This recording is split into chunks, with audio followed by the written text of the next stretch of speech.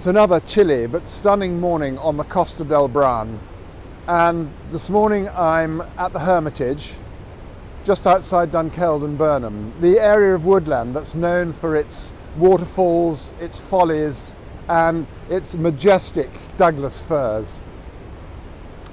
David Douglas, the young botanist who brought these fantastic trees back from the Pacific Northwest of America in the 1820s, was one of a very particular breed of adventurous Scots.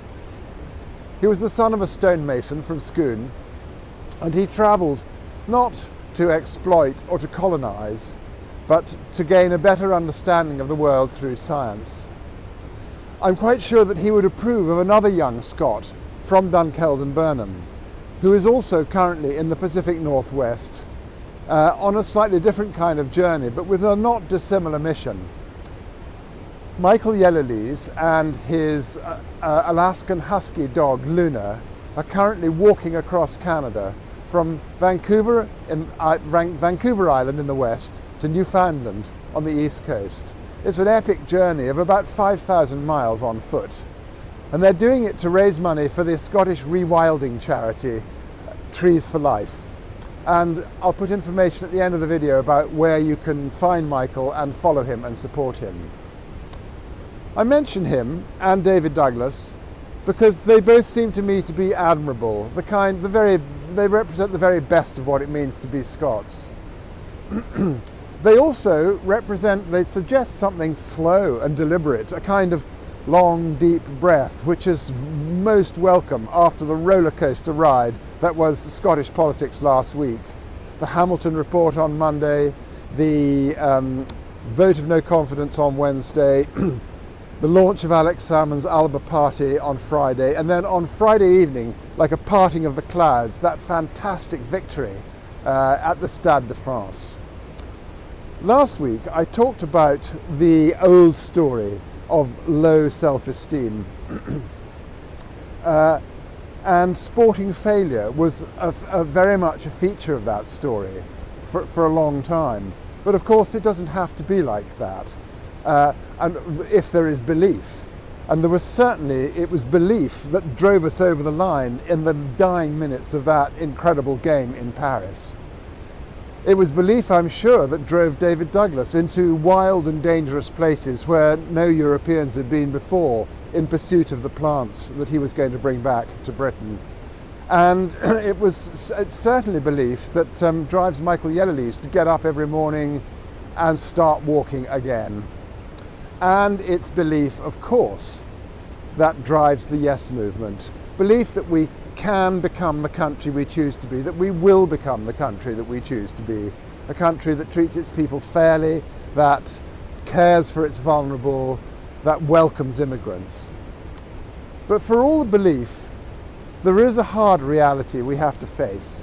While we remain in the Union, we can never become that country we want to be because we will never have the powers, the full range of powers, that any other normal independent country has. Let's take, just for example, energy. I've referred to it before. But if you look at the map of Europe and you see where Scotland sits, you can immediately see how the full force of the North Atlantic, its tides and its winds, come crashing into our northwestern coastline. And of course the potential for renewable energy there is offshore renewable energy is absolutely massive. As big as oil, some people say, as big as oil would have been had we hung on to it.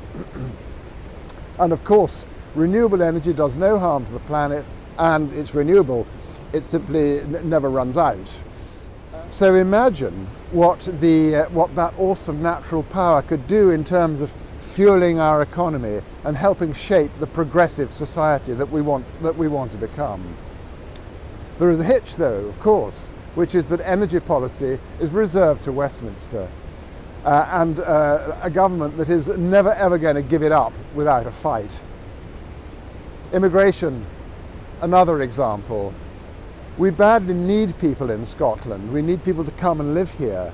We need to build our population, yet immigration policy is reserved to Westminster again, and a government that seems hell-bent on doing whatever it can to keep people out. Taxation, another example. while we only control 30% of the taxes raised in Scotland, we can never make the really big decisions we need about how to run the country the way we want it to be run. So I give these examples merely to highlight the absurdity of being told what we can and can't do by a government we didn't elect in the capital of a neighbouring country 400 miles away.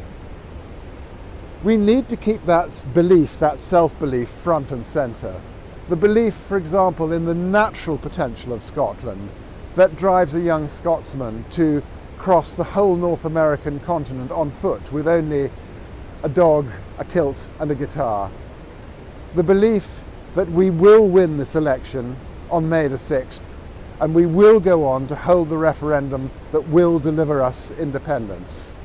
The belief that we can give the SNP the majority they need to put our future beyond doubt.